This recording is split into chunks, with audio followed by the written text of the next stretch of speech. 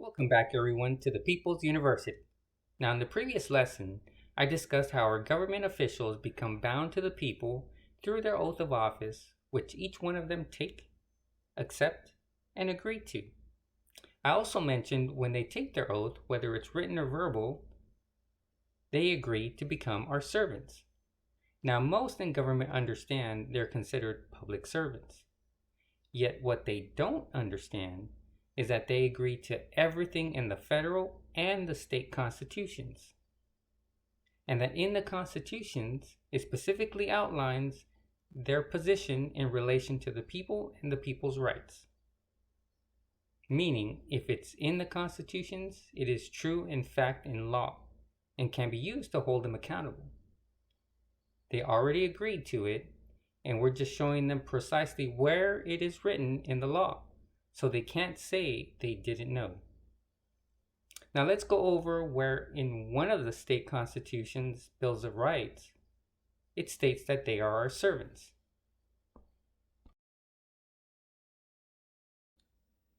Virginia Constitution, Article 1, text of Section 2. People the source of power.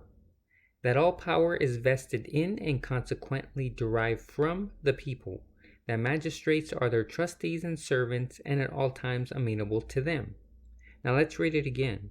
That all power is vested in the people. That all power is derived from the people. The magistrates are at all times amenable to the people. Now, to understand this section a little bit better, we have to break it down by words.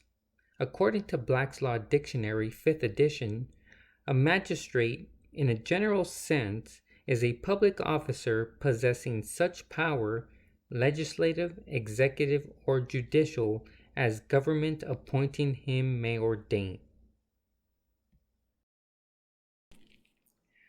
So if magistrates are to be servants of the people, let's look at the definition of a servant according to Black's Law Dictionary, 4th edition. One employed to perform service in master's affairs, whose physical conduct and performance of the service is controlled or is subject to right to control by the master. So if they are public servants, public officers who happen to be magistrates, then they would be the servants and the people would be the masters. Trust, a right of property, real or personal, held by one party for the benefit of another. In other words, our servants swore to protect, defend, and preserve the federal and state constitutions for the benefit of the people. If they are trustees, there has to be a trust, and the trust are the federal and the state constitutions.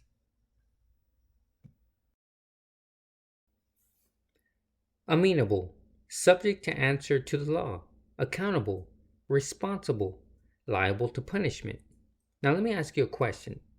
Have you ever heard of a lower level employee holding their CEO accountable, responsible, or liable to punishment? I don't think so. That's not how it works. Somebody of a higher authority can hold somebody of a lesser authority accountable, responsible, or liable for punishment. So we need to stop looking at our servants as leaders and instead understand that they are merely trustees and servants who are at all times amenable, accountable, responsible, or liable for punishment by the people. If you haven't already noticed, whenever we try to explain anything that we say, we show where it can be found. Where in the Constitution does it say something? What are the meanings of the words in the constitutional provisions? And refer to Black's Law Dictionary. And at times, we correlate it with maxims, which are the fundamental principles of law. They help validate or say exactly what is in the Constitution. This is a must. If we're going to debate anyone who disagrees with what we say, we have to do this. Hey, well, thanks for joining us in this class, and we look forward to seeing you next time. You guys take care.